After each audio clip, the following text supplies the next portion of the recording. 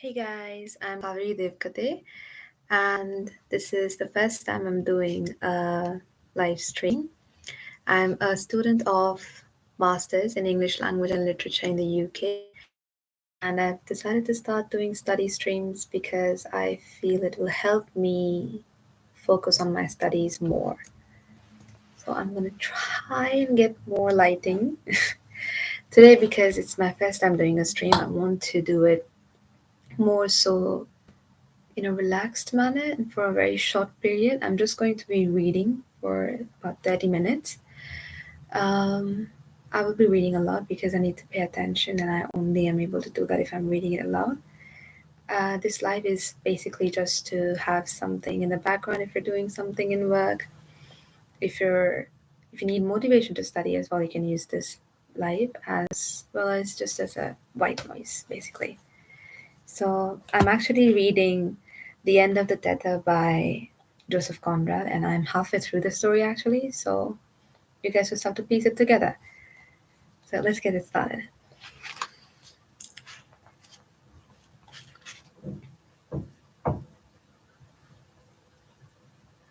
Where was I? Captain Wally on his feet, with a pair of binoculars in his hand and the little Malay sarang at his elbow, like an old giant, attended by a wizened pygmy, was taking her over the shallow water of the bar. This submarine ridge of mud, scoured by the stream out of the soft bottom of the river and heaped up far out on the hard bottom of the sea, was difficult to get over. The alluvial coast, the alluvial coast having no distinguishing marks, the bearings of the crossing place had to be taken from the shape of the mountains inland. The guidance of a form flattened and uneven at the top like a grinder tooth, and of another smooth, saddle-backed summit had to be searched for within the great unclouded glare that seemed to shift and float like a dry fury mist, filling the air, ascending from the water, shrouding the distances, scorching to the eye. In this wheel of light, the near edge of the shore alone stood out almost coal-black with an opaque and motionless solidity. 30 miles away, the serrated range of the interior stretched across the horizon, its outlines in shades of blue, faint and tremulous like a background painted on airy gossamer on the quivering fabric of an impalpable curtain led down to the plain of alluvial soil, and the openings of the estuary appeared shining white like bits of silver let into the square pieces nipped clean and sharp out of the body of the land bordered with mangroves. On the forepart of the bridge, the giant and the pygmy muttered to each other frequently in quiet tones. Behind them, Massey stood sideways with an expression of disdain and suspense on his face. His globular eyes were perfectly motionless, and he seemed to have forgotten the long pipe he held in his hand. On the foredeck below the bridge, steeply roofed with the white slopes of the awnings, a young Lascar seaman had clambered outside the rail. He adjusted quickly a broad band of sail canvas under his armpits, and throwing his chest against it, leaned out far over the water. The sleeve of his thin cotton shirt, cut off close to the shoulder, bared his brown arm of full rounded form, and with a satiny skin like a woman's, he swung it rigidly with the rotary and menacing action of a slinger. The 14-pound weight hurtled circling in the air, then suddenly flew ahead as far as the curve of the bow. The wet thin line swished like scratched silk, running through the dark fingers of the man, and the plunge of the lead, close to the ship's side, made a vanishing silvery scar upon the golden glitter. Then, after an interval, the voice of the young Malay, uplifted the long drawn, declared the depth of the water in his own language. Tiga stenga, he cried after each splash and pause, gathering the line busily for another cast. Tiga stenga, which means 3 fathom and a half, for a mile or so from seaward, there was a uniform depth of water right up to the bar. Half three, half three, half three, and his modulated cry returned leisurely and monotonous, like the repeated call of a bird, seemed to float away in sunshine and disappear in the spacious silence of the empty sea, and of a lifeless shore lying open, north and south, east and west, without the stir of a single cloud shadow or the whisper of any other voice. The owner engineer of the Sofala remained very still behind the two seamen of different race, creed, and color. The European with the time defying vigor of his old frame, the little Malay, old too, but slight and shrunken like a withered brown leaf blown by a chance wind under the mighty shadow of the other. Very busy looking forward at the land, they had not a glance to spare, and Massey, glaring at them from behind, seemed to resent their attention to their duty like a personal slight upon himself. This was reasonable, but he had lived in his own world of unreasonable resentments for many years. At last, passing his moist palm over the rare lanky wisps of coarse hair on the top of his yellow head, he began to talk slowly. A leadsman you want, I suppose. That's your correct mail boat style. Haven't you enough judgment to tell where you are by looking at the land? Why, before I had been a 12-mouth in the trade, I was up to that trick. And I am only an engineer. I can point to you from here where the bar is. And I could tell you besides that you are likely as not to stick her in the mud in about 5 minutes from now. Only you would call it interfering, I suppose. And there's that written agreement of ours that says I mustn't interfere. His voice stopped Captain Wally without relaxing the set severity of his features, moved his lips to ask in a quick mumble, "How near, Sarang?" "Very near now, Tuan." The Malay repeated. The Malay muttered rapidly. "Dead slow," said the captain aloud in a firm tone. The Serang snatched at the handle of the telegraph. A gong clanged down below. Massey, with a scornful snigger, walked off and put his head down the engine room skylight. "You may expect some rare fooling with the engines, Jack," he bellowed. The space into which he stared was deep and full of gloom, and the grey gleams of steel down there seemed cool after the intense glare of the sea around the ship. The air, however, came up clammy and hot on his face. A short hoot, on which it would have been impossible to put any sort of interpretation, came from the bottom cavernously. This was the way in which the second engineer answered his chief.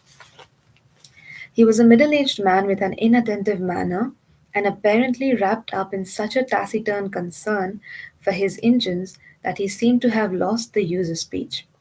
When addressed directly, his only answer would be a grunt or a hoot, according to the distance.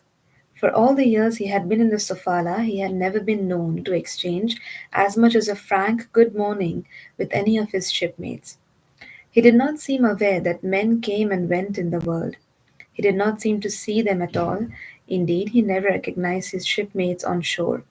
At table, the four white men of the Sofala messed together. He sat looking into his plate dispassionately, but at the end of the meal would jump up and bolt down below as if a sudden thought had impelled him to rush and see whether somebody had not stolen the engines while he dined. In port at the end of the trip he went ashore regularly, but no one knew where he spent his evenings or in what manner. The local coasting fleet had preserved a wild and incoherent tale of his infatuation for the wife of a sergeant in an Irish infantry regiment. The regiment, however, had done its turn of garrison duty there ages before, and was gone somewhere to the other side of the earth out of men's knowledge. Twice or perhaps 3 times in the course of the year he would take too much to drink. On these occasions he returned on board at an earlier hour than usual, ran across the deck balancing himself with his spread arms like a tightrope walker, and locking the door of his cabin, he would converse and argue with himself the livelong night in an amazing variety of tones, storm, sneer, and whine with an inexhaustible persistence. Massey in his berth next door, raising himself on his elbow, would discover that his second had remembered the name of every white man that had passed through the Sofala for years and years back. He remembered the names of men that had died, that had gone home, that had gone to America.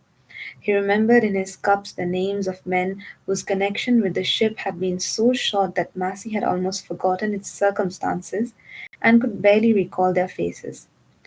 The inebriated voice on the other side of the bulkhead commented upon them all with an extraordinary and ingenious venom of scandalous inventions.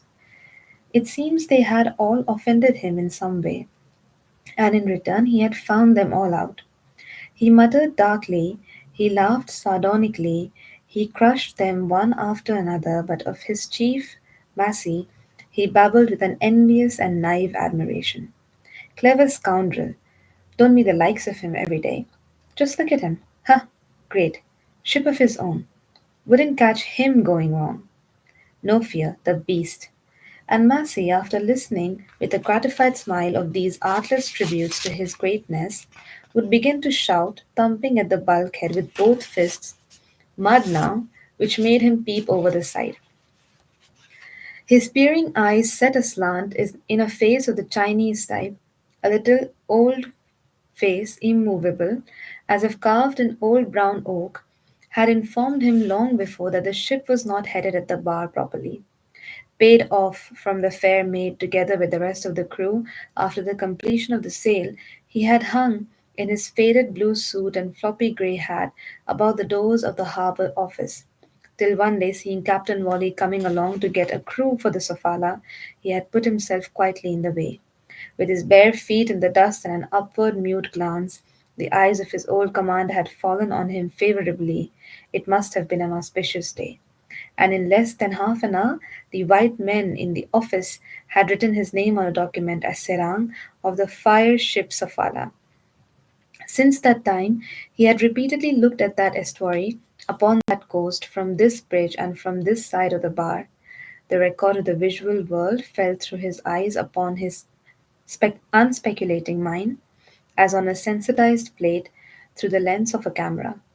His knowledge was absolute and precise, nevertheless, had he been asked his opinion, and especially if questioned in the downright alarming manner of white men, he would have displayed the hesitation of ignorance. He was certain of his facts, but such a certitude counted for little against the doubt what answer would be pleasing.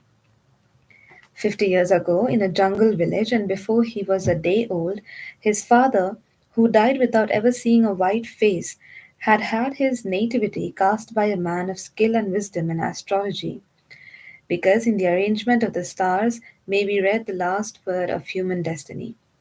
His destiny had been to thrive by the favor of various white men on the sea. He had swept the decks of ships, had tended their hems, had minded their stores, had risen at last to be a serang, and his placid mind had remained as incapable of penetrating the simplest motives of those he served as they themselves were incapable of detecting through the crust of the earth the secret nature of its heart, which may be fire or may be stone. But he had no doubt whatever that the Sofala was out of the proper track for crossing the bar at Batuberu. It was a slight error.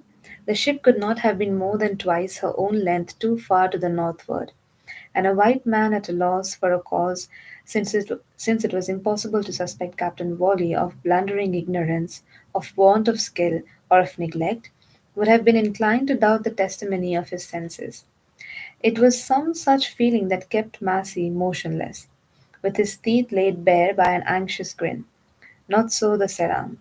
He was not troubled by any intellectual mistrust of his senses. If his captain chose to stir the mud, it was well. He had known in his life white men indulge in outbreaks equally strange.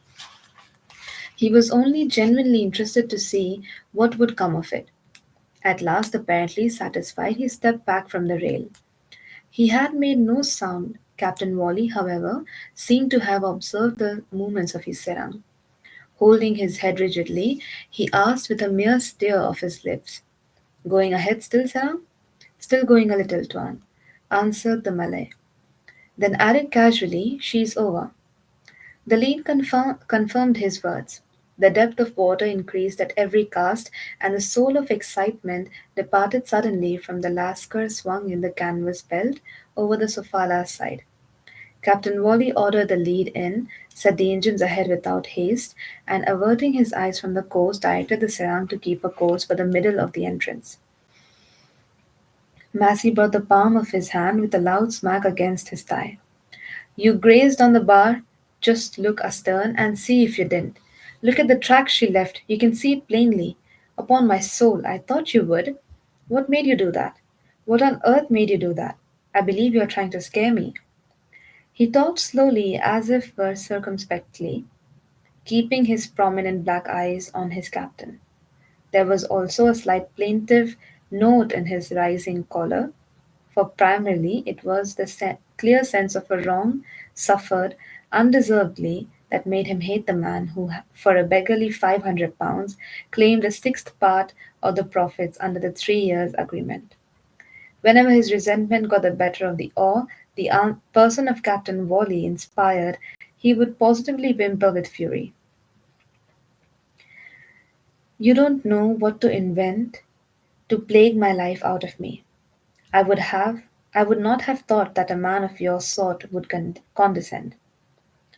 He paused, half hopefully, half timidly, whenever Captain Wally made the slightest movement in the deck chair, as though expecting to be conciliated by a soft speech or else rushed upon and hunted off the bridge. I am puzzled, he went on again, with the watchful, unsmiling baring of his big teeth. I don't know what to think. I do believe you are trying to frighten me. You are very nearly planted here on the bar for at least 12 hours, besides getting the engines choked with mud. Ships can't afford to lose 12 hours on a trip nowadays, as you ought to know very well, and do know very well to be sure only.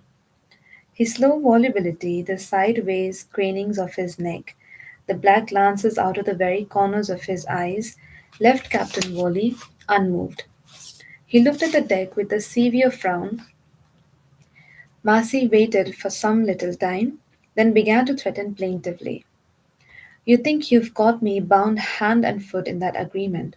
You think you can torment me in any way you please. Ah, but remember, it has another 6 weeks to run yet. There's time for me to dismiss you before the 3 years are out. You will do yet something that will give me the chance to dismiss you and make you wait a 12 month for your money before you can take yourself off and pull out your 500 and leave me without a penny to get the new boilers for her.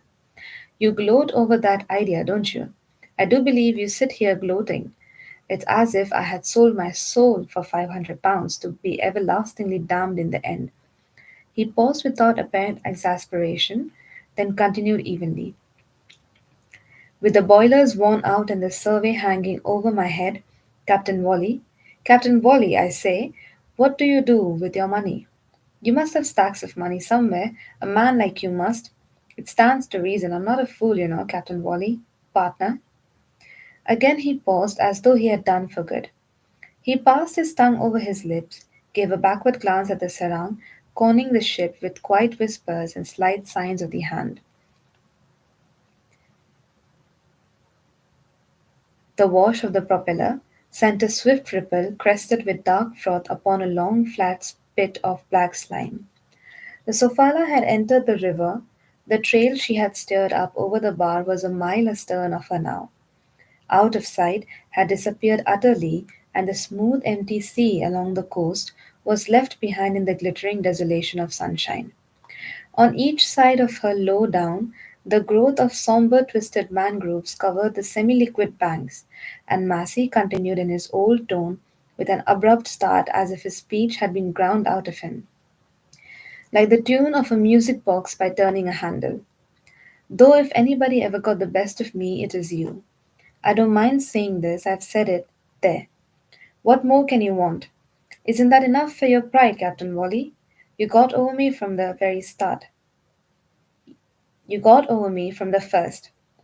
It's all of a piece when I look back at it. You allowed me to insert that clause about intemperance without saying anything, only looking very sick when I made a point of it going in black on white. How could I tell what was wrong with you? There's generally something wrong somewhere. And lo and behold, when you came on board, it turns out that you've been in the habit of drinking nothing but water for years and years. His dogmatic, reproachful whine stopped. He brooded profoundly, after the manner of crafty and unintelligent men. It seemed inconceivable that Captain Wally should not laugh at the expression of disgust that overspread the heavy yellow countenance. But Captain Wally never raised his eyes, sitting in his armchair, outraged, dignified, and motionless. Much good it was to me. Massey remonstrated monotonously to insert a clause of dismissal for intemperance against a man who drinks nothing but water. And you looked so upset too when I read my draft in the lawyer's office that morning, Captain Wally. You looked so crestfallen that I made sure I had gone home on your weak spot. A ship owner can't be too careful as to the sort of skipper he gets. You must have been laughing at me in your sleeve all the blessed time. Eh? What are you going to say? Captain Wally had only shuffled his feet slightly. A dull animosity became apparent in Massey's sideways stare. But recollect that there are other grounds of dismissal. There's habitual carelessness amounting to incompetence. There's gross and persistent neglect of duty. I'm not quite as big a fool as you try to make me out to be. You have been careless of late, leaving everything to that Sarang. Why? I've seen you letting that old fool of a Malay take bearings for you, as if you were too big to attend to your work yourself. And what do you call that silly touch and go manner in which you took the ship over the bar just now? You expect me to put up with that? Leaning on his elbow against the ladder abaft the bridge, Stern, the mate, tried to hear, blinking the while from the distance at the second engineer, who had come up for a moment and stood in the engine room companion. Wiping his hands on the bunch of cotton waste, he looked about that indifference to the right and left at the river banks, slipping astern of the Sofala steadily. Massey turned full at the chair. The character of his wine became again threatening. Take care. I may yet dismiss you and freeze your money for a year. I may. But before the silent, rigid immobility of the man whose money had come in the nick of time to save him from utter ruin, his voice died out in his throat. Not that I want you to go, he resumed after a silence, and in an absurdly insinuating tone. I want nothing better than to be friends and renew the agreement. If you will consent to find another couple of hundred to help with the new boilers, Captain Wally. I've told you before, she must have new boilers. You know it as well as I do. Have you thought this over? He waited. The slender stem of the pipe, with its bulky lump of a bowl at the end, hung down from his thick lips. It had gone out. Suddenly he took it from between his teeth and wrung his hand slightly. Don't you believe me? He thrust the pipe bowl into the pocket of his shiny black jacket. It's like dealing with the devil, he said. Why don't you speak? At first you were so high and mighty with me, I hardly dared to creep about my own deck. Now I can't get a word from you. You don't seem to see me at all. What does it mean? Upon my soul, you terrify me with this deaf and dumb trick. What's going on in that head of yours? What are you plotting against me there, so hard that you can't say a word? You will never make me believe that you don't know where to lay your hands on a couple of hundred. You have made me curse the day I was born, Mr. Massey, said Captain Wally suddenly without stirring. The engineer started violently. If that is so, I can only beg you to forgive me. Starboard, muttered the serang to the helmsman, and the Sofala began to swing round the bend into the second reach. Ugh! Massey shuddered. You make my blood run cold. What made you come here? What made you come aboard that evening all of a sudden with your high talk and your money tempting me? I always wondered what was your motive. You fastened yourself on me to have easy times and grow fat on my lifeblood. I tell you. Was that it? I believe you are the greatest miser in the world, or else why? No, I am only poor, interrupted Captain Wally stonily. Steady, murmured the serang. Massey turned away with his chin on his shoulder. I don't believe it, he said in his dogmatic tone. Captain Wally made no movement. There you sit like a gorged vulture, exactly like a vulture. He embraced the middle of the reach and both the banks in one blank, unseeing circular glance, and left the bridge slowly. 9. On turning to descend, Massey perceived the head of stern the mate loitering, with his sly, confident smile, his red moustaches, and blinking eyes at the foot of the ladder. Stern had been a junior in one of the largest shipping concerns before joining the Sofala. He had thrown up his berth, he said, on general principles. The promotion in the employ was very slow, he complained, and he thought it was time for him to try and get on a bit in the world. It seemed as though nobody would ever die or leave the firm. They all stuck fast in their berths till they got mildewed. He was tired of waiting, and he feared that when a vacancy did occur, the best servants were by no means sure of being treated fairly. Besides the captain he had to serve under, Captain Provost was an unaccountable sort of man and had taken a dislike to him for some reason or other, for doing rather more than his bare duty as likely as not. When he had done anything wrong, he would take a talking to, like a man.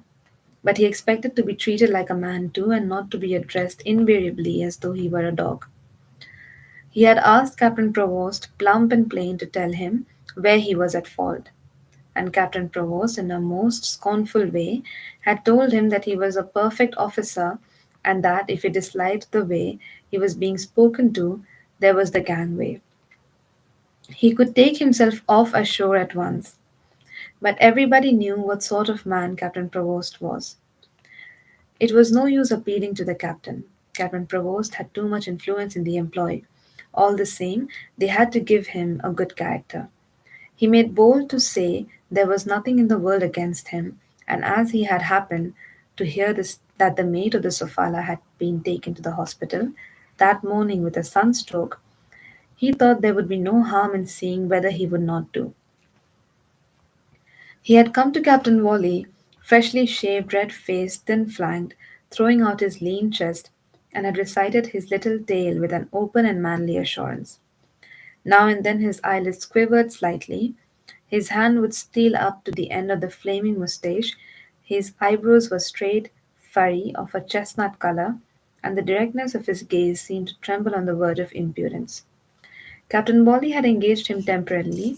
Then, the other man having been ordered home by the doctors, he had remained for the next trip, and then the next.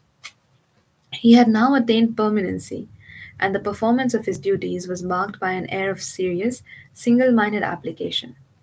Directly he was spoken to, he began to smile attentively, with a great deference expressed in his whole attitude. But there was in the rapid winking, which went on all the time, something quizzical, as though he had possessed the secret of some universal joke, cheating all creation, and impenetrable to other mortals. Grave and smiling, he watched Massey come down step by step. When the chief engineer had reached the deck, he swung about, and they found themselves face to face. Matched as to height and utterly dissimilar, they confronted each other as if there had been something between them, something else than the bright stripe of sunlight that, falling through the wide lacing of two awnings, cut crosswise the narrow planking of the deck and separated their feet as it were a stream. Something profound and subtle and incalculable, like an unexpressed understanding, a secret mistrust, or some sort of fear. At last, Stern, blinking his deep set eyes and sticking forward his scraped, clean cut chin, as crimson as the rest of his face, murmured, "You've seen." He grazed, "You've seen?" Massey, contemptuous and without raising his yellow, fleshy countenance, replied in the same pitch, "Maybe, but if it had been you, we would have been struck fast in the mud." "Pardon me, Mr. Massey. I beg to deny it. Of course a shipowner may say what he jolly well pleases on his own deck. That's all right. But I beg to get out of my way." The other had a slight start, the impulse of suppressed indignation, perhaps, but held his ground. Massey's downward glance wandered right and left, as though the deck all round stern had been bestrewn with eggs that must not be broken, and he had looked irritably for places where he could set his feet in flight. In the end, he too did not move, though there was plenty of room to pass on. "I heard you stay up there," went on the mate, "and a very just remark it was too, that there is always something wrong. Eavesdropping is what's wrong with you, Mr. Stern. Now, if you will only listen to me for a moment, Mr. Massey, sir, I could. You are a sneak, interrupted Massey in a great hurry, and even managed to get so far as to repeat, a common sneak, before the mate had broken in argumentatively. Now, sir, what is it you want? You want I want, I want, stammered Massey, infuriated and astonished. I want? How do you know that I want anything? How dare you? What do you mean? What are you after, you? Promotion. Stern silenced him with candid bravado. The engineer's round, soft cheeks quivered still, but he said quietly enough, "You are only worrying my head off." And Stern met him with a confident little smile. A chap in business I know, well up in the world he is now, used to tell me that this was the proper way. Always push on to the front, he would say. Keep yourself well before your boss. Interfere whenever you get a chance. Show him what you know. Worry him into seeing you. That was his advice. Now I know no other boss than you here. You are the owner, and no one else counts for that much in my eyes. See, Mr. Massey, I want to get on. I make no secret of it that I am one of the sort that means to get on. These are the men to make use of, sir. You haven't arrived at the top of the tree, sir, without finding that out, I dare say. Worry your boss in order to get on, repeated Massey, as if awestruck by the irreverent originality of the idea. I shouldn't wonder if this was just what the blue anchor people kicked you out of their employ for. Is that what you call getting on? You shall get on in the same way here if you aren't careful, I can promise you. At this Stern hung his head, thoughtfully perplexed, winking hard at the deck. All his attempts to enter into confidential relations with his owner had led of late to nothing better than these dark threats of dismissal. And a threat of dismissal would check him at once into a hesitating silence, as though he were not sure that the proper time for defying it had come. On this occasion he seemed to have lost his tongue for a moment, and Massey, getting in motion, heavily passed him by with an abortive attempt at shouldering. Stern defeated it by stepping aside. He turned then swiftly, opening his mouth very wide, as if to shout something after the engineer, but seemed to think better of it.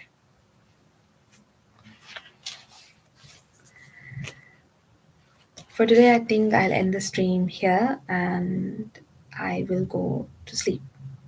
Bye bye. Have a great day.